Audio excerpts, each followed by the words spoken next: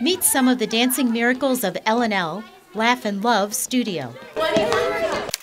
He gets excited. I'm like, we're going to dance, you know, you got to get ready and go. And he starts, you know, dancing around. He enjoys coming. It's a good outlet for him.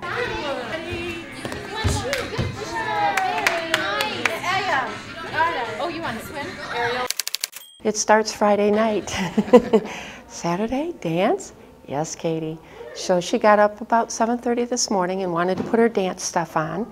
And I said, no, we'll wait till a little bit later. And I set my alarm, and when the alarm goes off, we get to dance. And of course, she's so excited. Oh, you got it.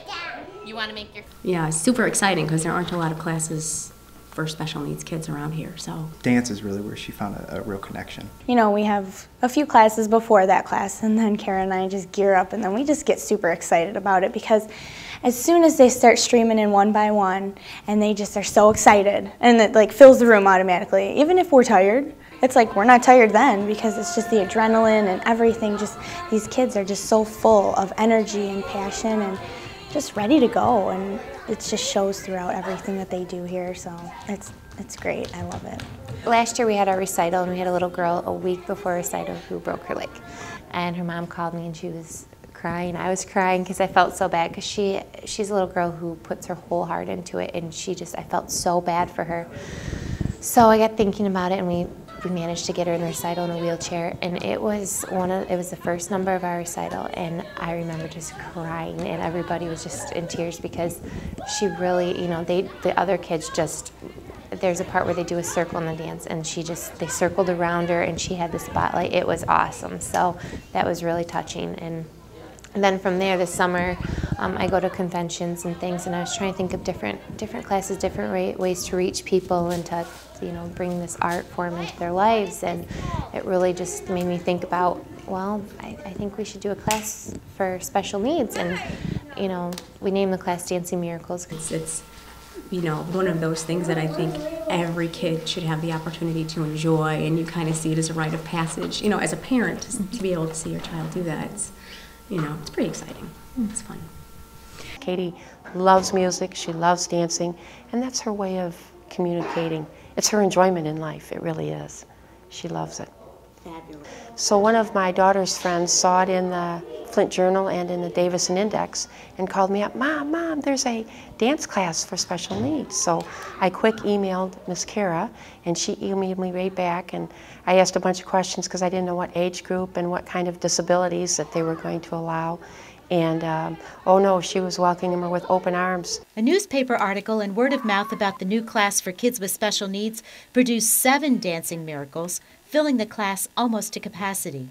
The diversity of disabilities range from intellectual to physical, from cerebral palsy to autism. There's so many personalities in that class. So Kara and I just kind of set up a little game plan, and we're like, we need to, you know, feed to each of those. We don't want anyone to feel left out. And so from day one we said, you know, we need to be accessible to everyone. We don't want someone to feel, you know, unwelcome. And that's our biggest thing. We want everyone to feel welcomed in that class.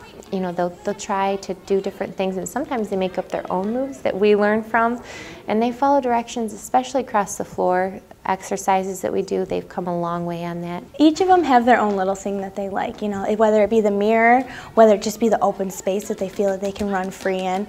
But then when we say, you know, let's stretch, everybody just plops right down. Yeah, Maria actually has Williams syndrome, which is a genetic disorder, which is a deletion of a chromosome. And most Williams kids actually do have an attachment to music. And that was one of the reasons we were so excited when we saw an opportunity to get her in a dance class that really suited her needs. I mean, with Williams syndrome, there's some developmental delays and cognitive delays and stuff like that, but when she's in here, kind of all that disappears for her, and she's able to just be herself and be silly, look in the mirror, dance around, and she actually is following, you know, Kara and Heather's instructions pretty well. Oh, they crack me up. Some of the things they do, if they just walk up to you and they'll just make a funny face at you, or run past you and grab your hand, you know that they like you and that they appreciate what you're doing. Even if they can't say it, you know, just a little touch or a little smile means the world. As you can see, he doesn't always follow direction, but it gives him that, you know, time to expend his energy and be Jack. Jack, when he was about 18 months, or even before then, we noticed he was delayed in everything. He didn't walk till he was 2.5. We didn't know if he would walk, and right now we still don't know if he'll talk. The diagnosis is a form of cerebral palsy is all they can really tell us. They found out that she has Turner syndrome, so she's missing an X chromosome. That's why she's remained so short. She doesn't have the pubertal growth spurt, et cetera, et cetera. But as you can see, she loves life, and she's our very special child. We have an awesome set of parents too, that when they come in, they, you know, if someone's running off, we know we don't have to worry. They're going to take care of their child, and, you know, we work together almost as a team. And when they come here, they just open up like they're whole new people. You know, they just come in and they're just smiling.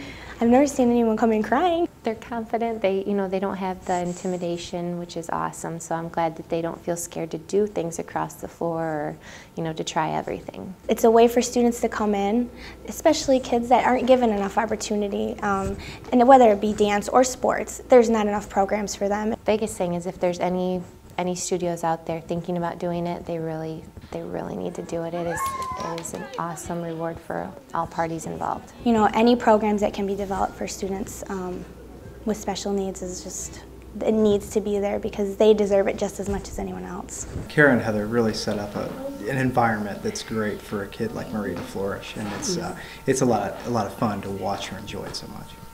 A sign in the studio says it all. Why walk through life when you can dance through it? For more information about the Dancing Miracles or what it takes to have a similar class in your locale, check out the L&L Studio website, lldancestudio.com, or phone them at 810-962-2433.